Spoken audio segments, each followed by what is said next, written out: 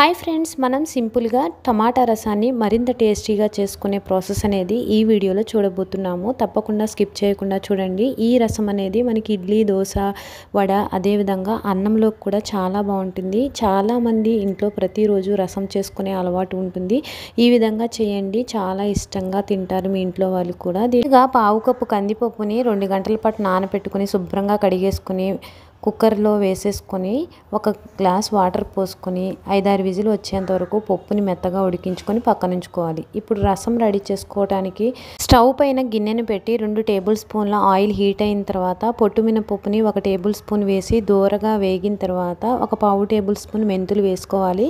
వీటిని కూడా బాగా వేగిన తర్వాత ముందుగా కట్ చేసి పెట్టుకున్న 5-6 టమాటాల చిన్న ముక్కలను చేసుకొని ఆ ముక్కలను కూడా దీంట్లో వేసేసుకొని మగ్గించుకోవాలి. ఇలా మగ్గుతున్నప్పుడే మనం కొద్దిగా అల్లం పేస్ట్ని కూడా వేసి తిప్పుకొని మగ్గిన తర్వాత ఆల్రెడీ ముందుగా తయారు చేసి పెట్టుకున్న చింతపండు గుజ్జుని ఉడికించి పెట్టుకున్న కందిపప్పుని వేసేసి తగినన్ని నీళ్లు పోసి రసం మరిగించుకోవాలి. ఈ మరుగుతున్న రసంలోనే మనం ఇప్పుడు ఆల్రెడీ మనం తయారు చేసి పెట్టుకున్న రసం పొడిని వేసుకోవాలి, పసుపు వేసుకోవాలి, తగినంత ఉప్పు వేసుకోవాలి, కొద్దిగా కారం వేసుకొని తిప్పేసుకొని మరిగించుకోవాలి. ఇలా మరుగుతున్న దాంట్లోనే మనం సన్నగా కట్ చేసి పెట్టుకున్న కొత్తిమీర కాడలను వేసుకోవాలి.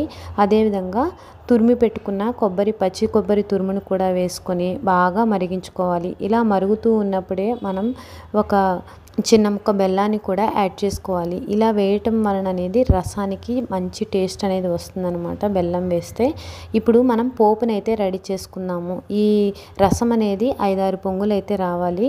స్టవ్ పైన ప్యాన్ పెట్టేసి 2 టేబుల్ స్పూన్ల ఆయిల్ హీట్ అయిన తర్వాత ఆవాలు, జీలకర్ర చిటపటమని వేగిన తర్వాత ఎండుమిర్చి, కరివేపాకు వేసి వేయించుకోవాలి. దీంట్లోనే మంచి స్మెల్ కోసం ఇంగువను కూడా వేసి 2 సెకండ్లు ఉంచిన తర్వాత స్టవ్ ఆఫ్ చేసేసి 5-6 పొంగులు రానిచ్చి దింపిన రసంలో కలిపేసుకోవాలన్నమాట. దీంట్లోనే ఫైనల్గా కొత్తిమీరను జల్లి గార్నిష్ చేసుకుంటే టేస్టీ రసం అనేది రెడీ అయిపోతుంది. ఇప్పుడు దీన్ని ఒక సర్వింగ్ బౌల్లోకి తీసుకుందాము.